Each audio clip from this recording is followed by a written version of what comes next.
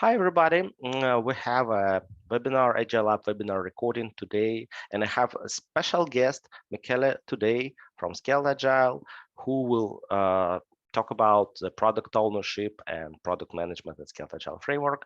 And also we have Maxim today with us, who is our AgileLAB fellow, who will help me today to drive this session. Michele?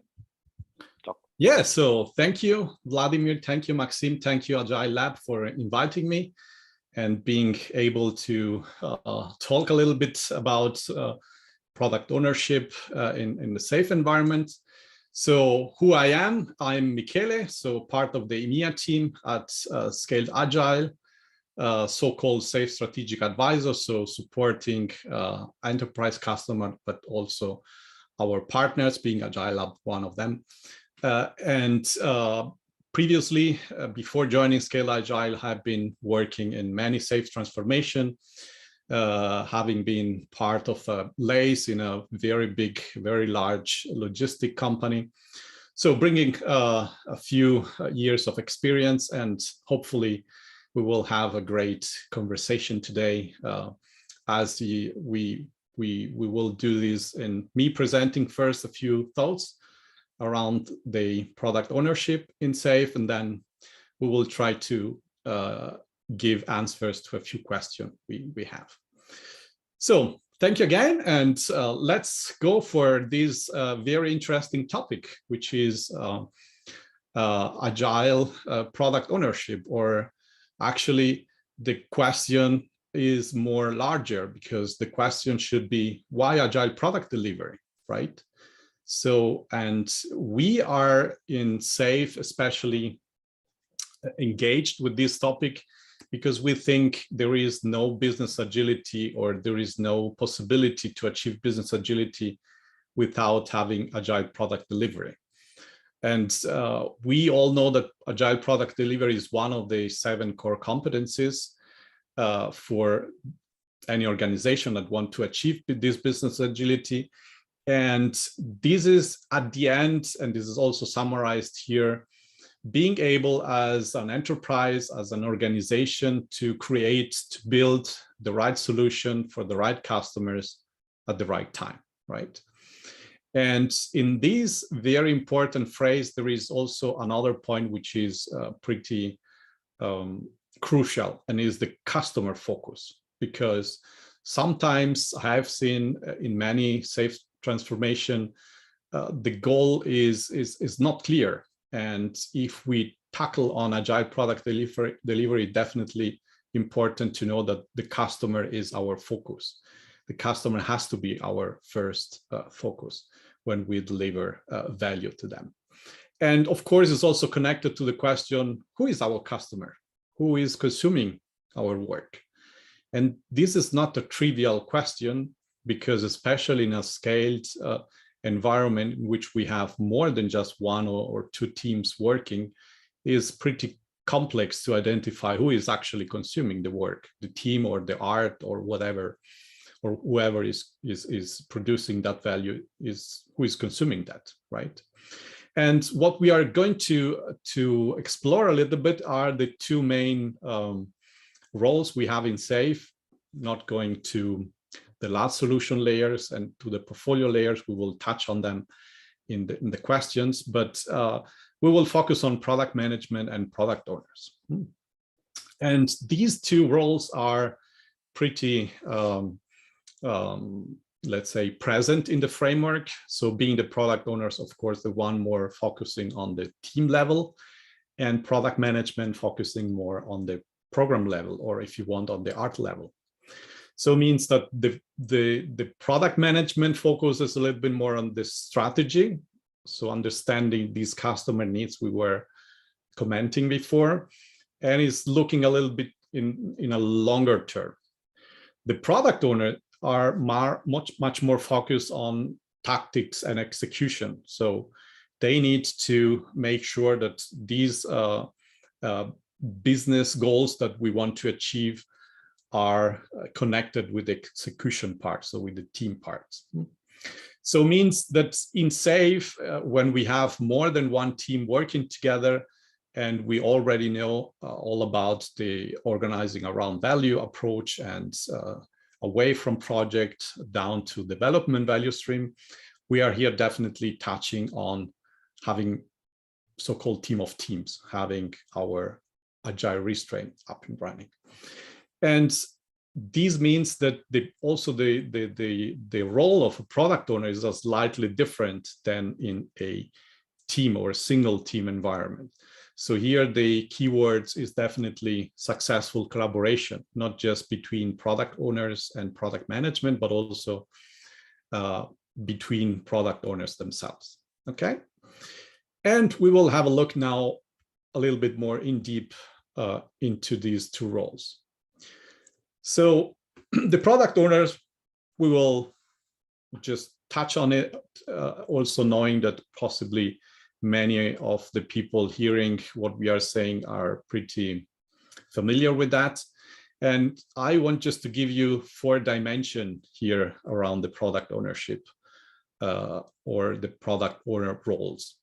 So the first one is the importance of preparing and participating in PI planning. So it's not just about being and serving the team in terms of content authority, but it's here more the focus around what is the product owner role within a safe environment, within an agile restraint.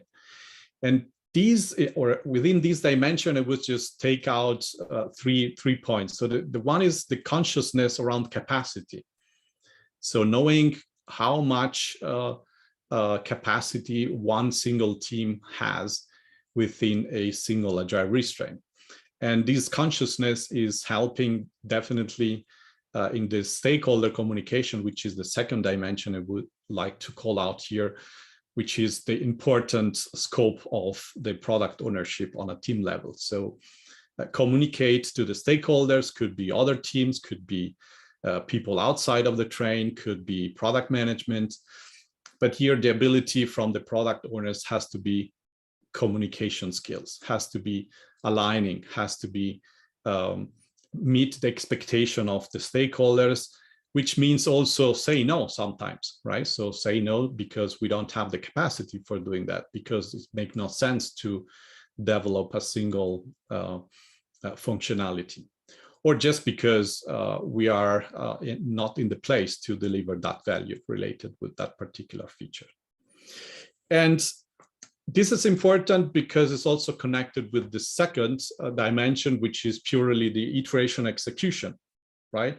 So we know from the agile approach, lean agile approach, we have embedded in SAFe that we need these short feedback loops. And our product owner on the team level is also participating in that process.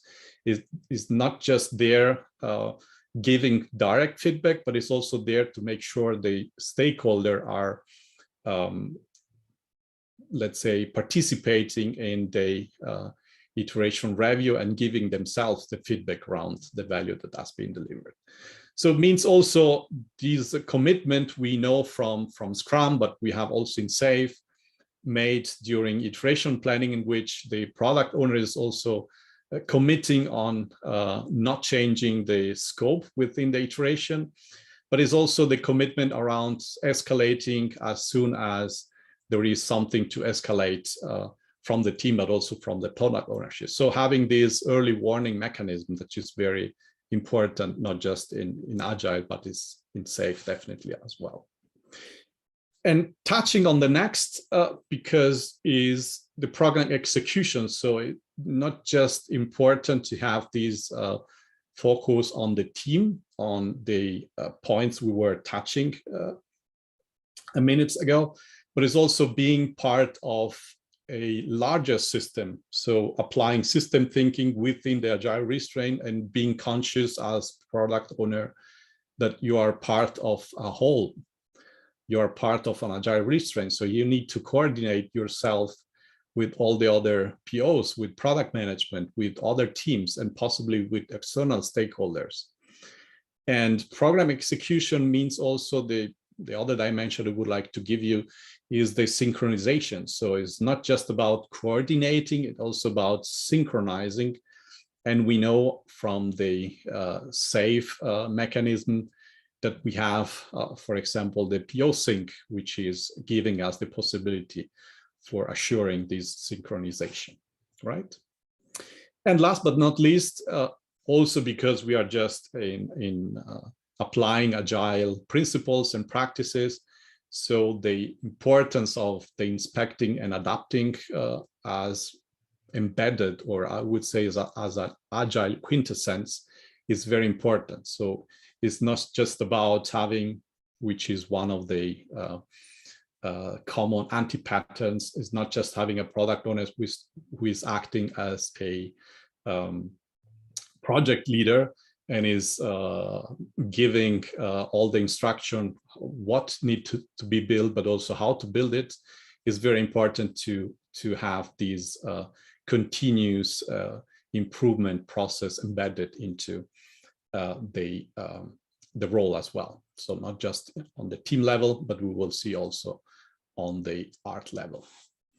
And this is a little bit about the 4 dimension I want to give you around the product owners. So let's have a look now at the second role we have in SAFe and the importance of this role on the art or on the SAFe organization we have, and also focusing on why product management and not product manager or managers, because you could have one or you could have more, depending on not just the complexity and the amount of work given by the amount of teams you might have on a single agile restraint, but it's also about how many stakeholder you have to serve, how many external customers, so to speak, you have that you need to deliver value to. And this is very important to understand, because this is very specific to content, this is very specific to the solution you are delivering within your agile restraint, or possibly within your solution train. But we will tackle on this later on. So also here, I just wanted to give you 4 different dimensions I think are important for product management to bring on the table and succeed in this value delivery that we were mentioning this morning. So the first one is about meet business goals. So we were tackling on that. I'm saying all the time that the goal is not to implement the SAFe mechanism, is not to build up a safe environment, is about sustainable support the business. It's about meeting the business goals. It's about solving the problems we might have in the delivery, or possibly tackling the challenges we have. So being the typical challenges, the quality is not right, or we are too slow in delivering new features to our customers, external or internal customers. So here, once again, product management is seen as one of the central roles that make sure that we are meeting these business goals. Okay, and what are these business goals? Well, the economics or the economic business goal that has been established on the portfolio layers, for example. So every single organization has its own goals, and a portfolio in SAFe is there just for providing the right solutions so that these economic business goals can be achieved by the organization as a whole, right?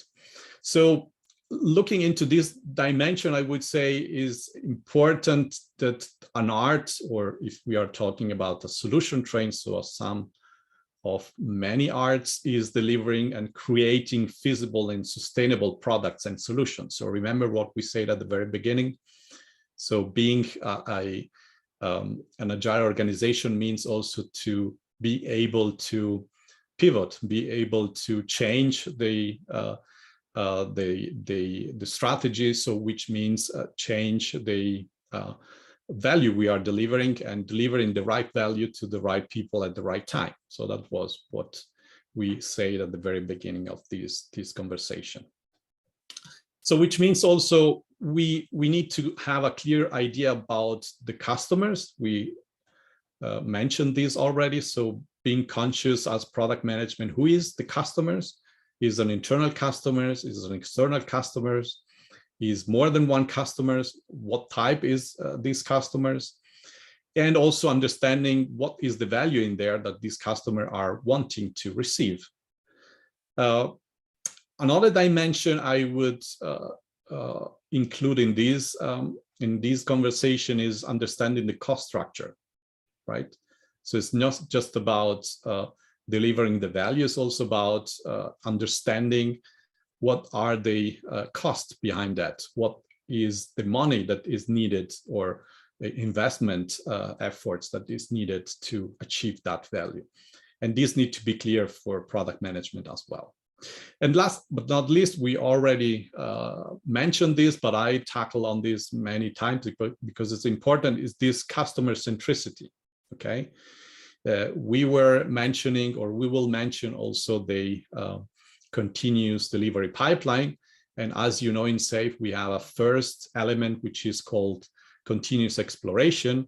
And this continuous exploration is the focus of our product management, which is definitely customer centric. So we need to understand who is our customer, who is consuming our work, but we need also to understand what are the problems our customer wants to solve. So, and of course, also the environment in which our customer are operating, because all of this is part of this customer centricity, which is one of the critical elements of this core competency. The second dimension is what we call get it built, okay? And also here, the keyword is collaboration. So the product management foster and support this collaboration within the Agile restraints, so between the different teams.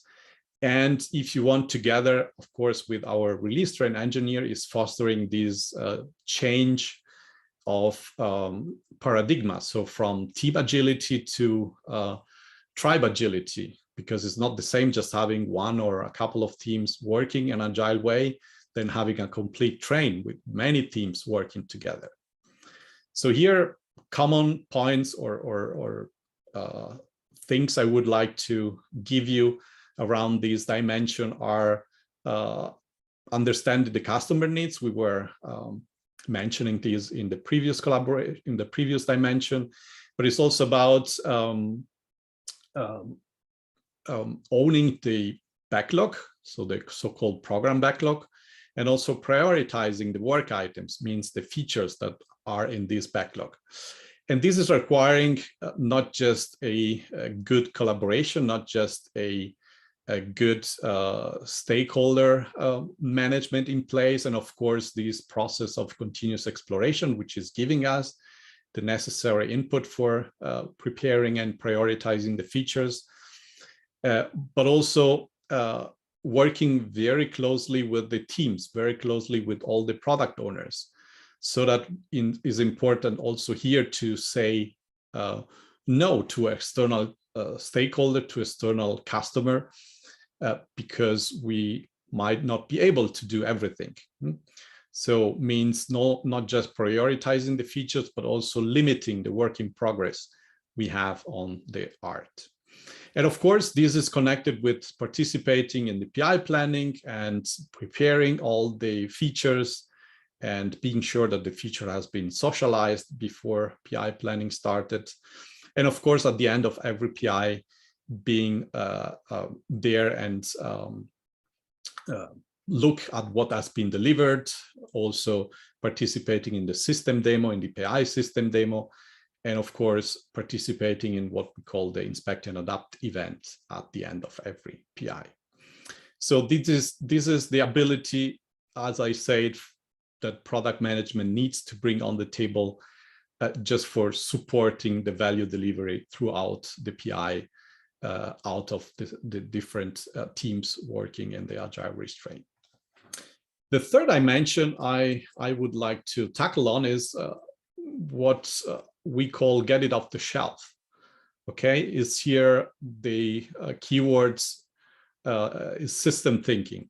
So again, we were mentioning is not the same thing having a couple of teams working in Agile matter than having a complete Agile restraint working on value delivery. Here means also that the people that we might need to have on the art are possibly not just solution developers. We need to have also on the train, but at least connected to the train, we need to have marketing, we need to have sales, we need to have other part of the organization. We possibly might need to activate the channel distribution or our partner network, depending on the business we are in. So means that the product owner, together with the product management, needs to make sure that all the input for all these other stakeholders and possibly being part of the train are delivered at the right time. Okay, so means documentation has to be there. Manuals for users possibly has to be there. System documentation has to be prepared. The solution increment has to be documented and put it into the hands of whoever is consuming the work. So mentioning here the definition of done that the product management needs to pay attention to during the process. So, but it's also important how the product management is organized. So in case we have more than one person, we need also to tackle on how we want to organize the team, because we have a program Kanban, as you know, and through the Kanban is our features going, and possibly we might organize our product management as a Kanban team, having also the product owners participating in that in at least partly, because we were definitely mentioning the importance of having product management and product owners collaborating together for making sure we deliver the value to the right customer at the right time. And last but not least, the last dimension connected with product management in SAFe is the what we call the leverage support, which is just looking into the entire life cycle of our solution. It's not just about the development part, but it's also about the possibly support and customer experience when our solution is out there, is used by the ones that were asking for that solution. And we need to not just enhance with additional features, but we need also to give support to them. We need possibly to give legal and compliance support to ensure that our product is meeting all necessary requirements out there in the market. So it's what I call also the taking care of the different generations of the solution, right? And if you want, is also connected with at least the cultural part of DevOps. So just bringing not just the people building the solution together, but also bringing the people operating the solution together and having all of them participating, all of them sitting in the same agile restraint, and having product management together and collaborating with all the product owners, making sure we are covering and we are giving this value to the right people at the right time. So before we finish our conversation, I was trying just to give kind of a key success factors, or out of my experience, what is important, especially between these two roles, and in the daily work they have to do together. So the first one is the focus has to be on value delivery. So everything else is less important. So product management and product owners are there just for make sure we deliver this value. And I think we have been insisting on this many times during this conversation. The other one is about alignment on strategy and execution. So it has to be alignment between product management, which is focusing a little bit more on the longer term, on the strategic part, and the execution, which is more embedded into what the teams are delivering. And so product owners guiding what needs to be done and what needs to be built from the teams. We were tackling on collaboration and continuous exploration. So here is also important that product management together with product owners are collaborating on this continuous exploration process and seeing all of them as a team. So working towards really understanding what are the problems, what are the solutions we want to build, and so give the value our customers, so the person or the people that are consuming our work are asking for. Then openness and transparency, I think, is self-explaining. So we need really to be transparent. We need to have these early warning mechanism all over the places, and we need to be transparent also about the communication, about the engagement, and having this synchronization point so that there is no doubt that this transparency is also given to the product management and the product owners. It's also important to make clear the content authority we have on the different levels. So the product owners is definitely the content authority on the team level, and product management is the content authority on the art level, but definitely is a collaboration effort, right? And even if we have two different backlogs, if we think about the team backlog being different as the program backlog, but they are certainly connected to each other, okay?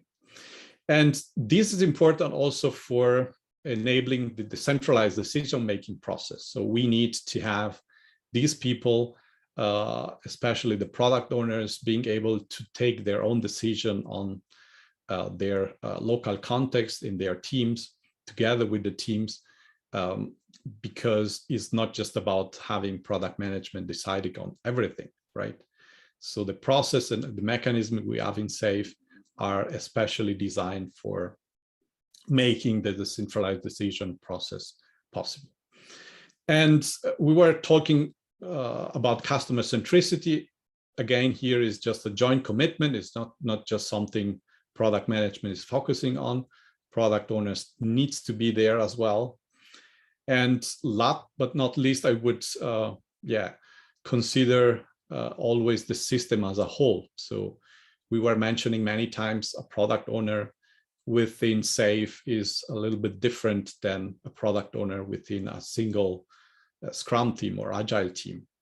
Why? Because one team is part of one art, right? And being part of a bigger mechanism needs to be tackling on system thinking. So we need to be focusing on the system as a whole and not on the single parts of it. And that's it. So I would first thank you for listening.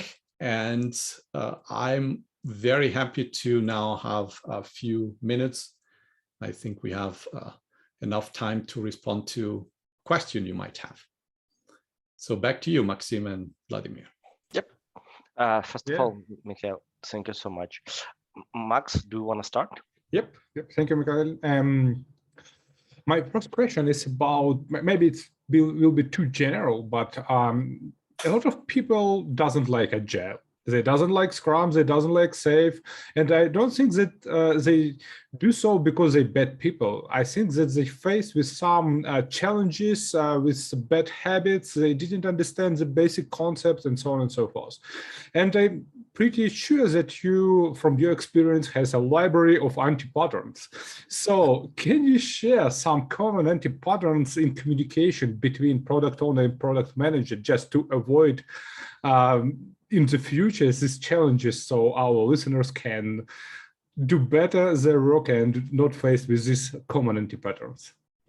Yeah, thank you, Maxim, because I would say these combo, so product owners and product management are possibly, at least my experience, the roles in which the most anti-patterns are visible or are coming out, right? So being the very first one so we just take the wrong person. So we take the typical program managers or the typical product managers or even project managers that they think they will control everything. So it's important to know that in Agile and in SAFe, we still have these so-called segregation of power, right? We still have the 3 dimensions. So the product dimension, which is telling us what needs to be built, right? But we also have the other 2 dimensions, so being the one connected more with the people and the way we are organized, and mainly on the team level, guided by or supported by our Scrum Master, which is so how we want to build this stuff. And also the other one is which technology or who are what is going to be the way we will deliver this particular solution. And this is definitely in the hands of the teams in an Agile environment, and also coordinate, or at least giving some guidance from the so-called system architect. So the very first anti-pattern is having people that they think they will control everything. They will control not just what needs to be built, but also how to build it and how much and how long. So the typical, I control it all. So, and the second anti-pattern, I would say, connected with this is just changing the name of the things or the mechanism we have.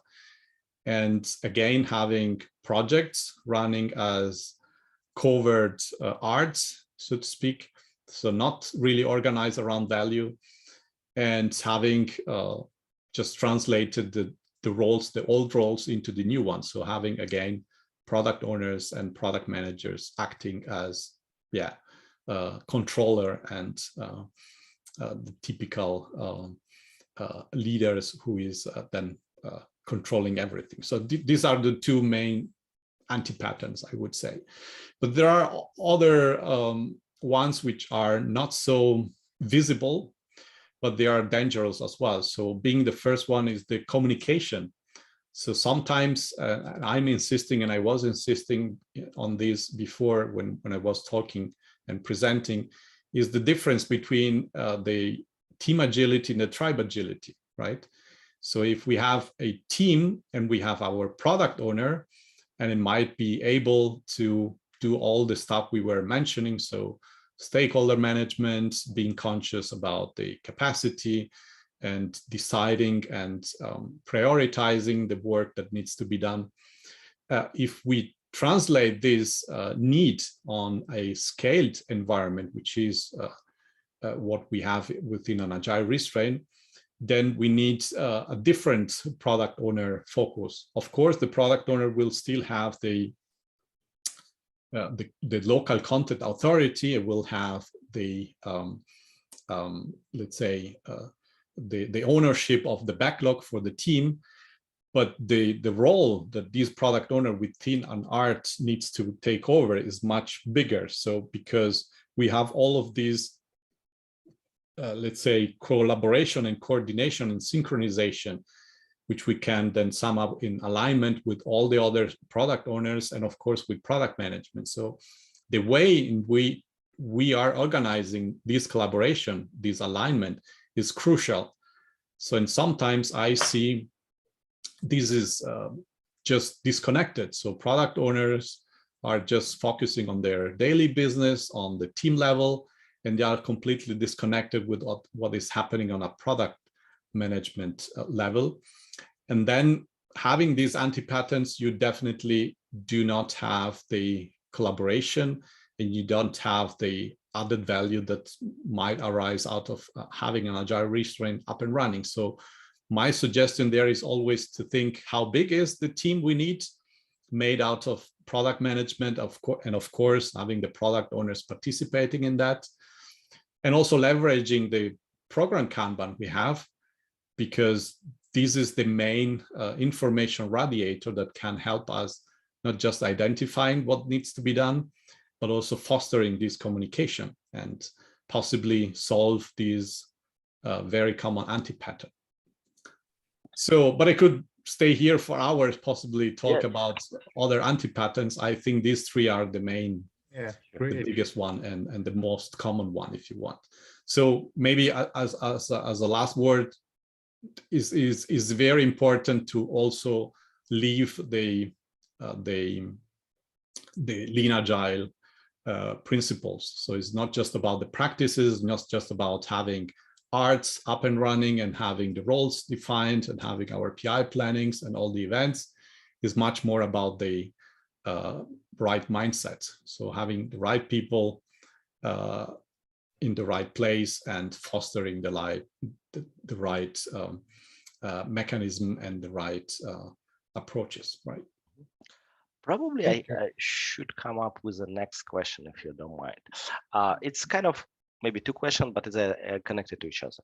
So when we're talking about continuous exploration cycle in the Scaled Agile framework, to make continuous exploration, we want to engage teams, right? And it's clear when we define spikes for them, or they're doing some user stories. But, the question is, what are the best practices? Like how engineering team or agile teams, not engineering team anymore, agile teams are engaged into the continuous exploration cycle? What's the recommended way to do that? Because sometimes we hear criticizing that only product owners and product managers are doing exploration, and you keep engineering team as a just the delivery structures. Mm-hmm. So thank you because it is a very important question, and I can give you, among others, two main mechanisms I have been applying in a few occasions. So the first one is we already have a mechanism which is called the enablers, right? So these exploration enablers. And in some cases, I've seen these not really applied because it's a very powerful instrument, actually. So it is a way how we can, from or in an early stage, just start the conversation around a feature that is possibly coming in an upcoming PI, right? But having the teams that possibly have the knowledge around the way that we can tackle a particular problem, the way we can deliver that particular value, and they have the hands-on, right? So we need to involve them, and we can use the enabler exploration enablers for organizing this. And I'm saying organizing because sometimes what you just need is having time. So these teams need to plan during PI planning these enablers and reserving time that needs to be assured just for performing this. What I'm also doing connected with this is because in some cases you don't know what you need to explore, right? You just do not know now during PI planning. And we come also to one of the common misunderstanding around SAFe, in which many people say, so during PI planning, you do the whole planning for the 10, 12, 14 weeks, and there is no space for let's say, react to upcoming work, which is not true. It's just the way how you are planning. And if you left enough capacity for react, but also enough capacity for exploration, in many teams I was and arts I was working with, we had a huge amount of just reserved capacity for upcoming work, but also for exploration work. So connected with the capacity allocation mechanism we have, and leveraging on the exploration enablers, you will have definitely a good mechanism to assure that the teams are also involved in this continuous exploration process. The other part is also considering this, and I know is possibly not clear to everyone, but the continuous exploration process is just very fluid and is let's say, happening at the same time as the other circle within, or the other loops within the continuous delivery pipeline, right? And is a process which is, of course, if you want, driven by especially product management and supported by product owners, but it's also needed to be transparent. So leverage also the Kanban you have for make all the work that is happening on the exploration part. So in this part of the feature creation, if you want, because at the end of the day, what we are shooting for is having clear and socialized features out of this process. But make sure that you have a collaboration around that. Make sure that you're really using the Kanban as an information radiator, but also as a tool for make all the learning transparent. So I also suggest, connected to leveraging the Kanban, to have a dedicated slot within system demo for product management, just showing the learnings and showing the inputs received during this continuous exploration phase, and socialize these, even if they are not connected with any features, with the teams, so that the teams are also aware what is working on the product management function, what is coming, right? So transparency also here being one of the core values in SAFe has to be applied and needs to be embedded in the daily mechanism, in the daily work that our teams and our arts are performing. So that would be my answer to your question. Thank you. And I have another question. If we will follow the logic of 3 roles on each level, like when starting from the team level, that's like agile team level, we have product owner, scrum master, and team.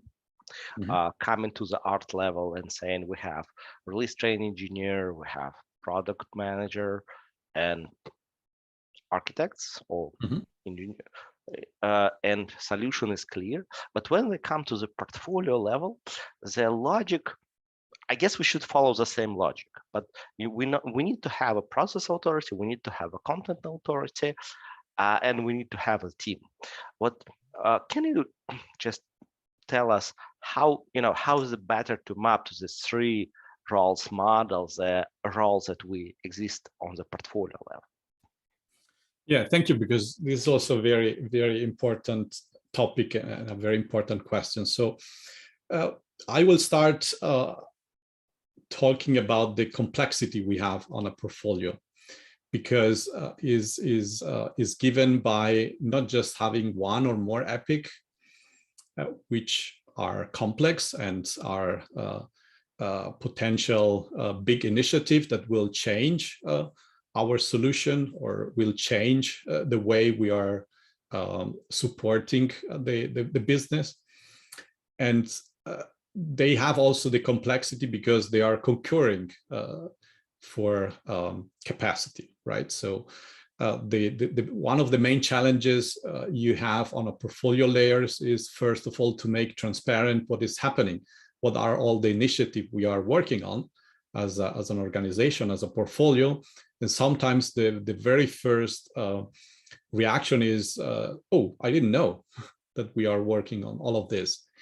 And it's important also to know how critical it is not to have, let's say, single people fighting for their own epics, but having more a collaborative way, because we need to have the best combination out of the epics. It's not a competition about who is going to win, is consciousness about what is the best prioritization in terms of what is the best combination of different epic we want to tackle on in the execution part. So it's pretty much related with the strategic dimension. Okay. Say that I see, and there are a few roles involved in this process. So on the one side, we have what we call the epic owner, which is, if you want, kind of a content authority, at least at the beginning. So when the epic needs to be defined and needs to be collected around our epic statement or around the lean business case. But there is definitely another important role, which is the lean portfolio management function or lean portfolio management team, which is in charge of having these system approach around all the epics we might have in our portfolio. So, and I see this working the same way we have all over the places, the segregation of power. So here we have also a balance between the, if you want, the personal interest, or if the single interest connected to a single epic, but also the overall interest connected to the whole portfolio. And this is balanced between, as I say, the product, or better say, the lean portfolio management function and the single epic owners we have on the portfolio layers.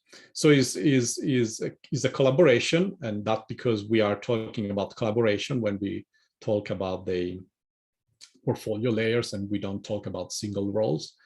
But it's definitely an important collaboration, which is involving many stakeholders. So these two main roles, but it also definitely connected with who is supporting all the information that needs to be gathered in the epics themselves and needs to be gathered in the portfolio Kanban. And thank you so much. Yep, that's really helpful just to understand how to group it together. And probably the last question is, we already spent a lot of time talking together, but something that connect to portfolio and the team level. All right, you was talking about that we have some mechanism and say how can we enable the continuous exploration cycle and engage agile teams. I will stop using engineer word, the team, by the way, agile teams into this process. But we also have kind of different step of the portfolio level when we will really need, when we're making, for example, analysis, we will probably need agile teams to be engaged as well. Not always, but it can be the case. So what will be your advice? Can we guess that the same capacity allocation will be used to, to have some capacity? Was this thing we can schedule in advance, or can plan in advance, or maybe some other mechanism can help us to just deal with a portfolio level initiative that will require art and team level contribution in their, progress to move the items over the portfolio board. Yeah, definitely. So what you have on the Kanban when we talk about the portfolio Kanban are very different steps the epics are going through, and especially when we come or when we look at the very beginning, so the funnel phase, but also the analysis phase, in which our epic owners are just gathering all the input. And this input is sometimes coming also from the continuous exploration. So there is a strong collaboration, there is a strong alignment, or has to be a strong alignment between product management, solution management, and epic owners, definitely. But sometimes, as you said, the input needs to come from the teams, from the arts, at least for specific questions. So I would just pay attention there, because easily, and that could be also another anti-pattern, just to block out capacity for asking the team about every single question that might arise on the epic layers, so to speak. So the capacity allocation as one of the so-called guardrails we have on the portfolio layers needs to be put in place exactly for this, or also for this, because don't forget that the epic, at least at the very early stages, so they are just informed by assumptions. So they are informed by our MVPs, and the MVP itself is also an exercise we do, reserving some money, reserving some capacity just for explore if the assumption we made within the epic is viable or not, is real or not, is going to give us the value we are expecting or not. So there is still a mechanism which is coordinating that. So I would not abuse before that and reserve too much capacity out of the team. Also because, and this is important and also connected to the Kanban on the portfolio layers, it doesn't mean that we have every single initiative reflected on the portfolio. We just have the initiative that are made into or up to the threshold. So the real, and it could be not just money, but could also be other criteria. So the most relevant initiative are there. But also the initiative that has been proven. So imagine, for example, an SAP process in HR that has been developed and the epic has been proven as true and has been implemented, and now you want to extend this into another country or another business unit. So you probably, even if this is a big initiative, you probably do not need any portfolio governance on that because it's proven. You don't need to learn anything. You don't need to prioritize. So this is relegated to the local content authority, so to product management, because these will compete then on the art level with other features coming from possibly other epics coming from the portfolio or other local epics. So it's also important to understand the importance of really focusing on the important stuff or important things on the portfolio layers, which is directly connected to what are the information we might need and where these information are coming from. So in capacity allocation is definitely one of the mechanisms, one of the guardrails we have for controlling that the teams are not just focusing on exploration work, which is at the end bad, because what you need at the end is a healthy balance between exploration, delivering solution, supporting and maintaining solution, and also providing some space to the team just to improve the way they are working, right? Yep. Thank you so much. It was really detailed answers, and thank you so much for taking the time today with us.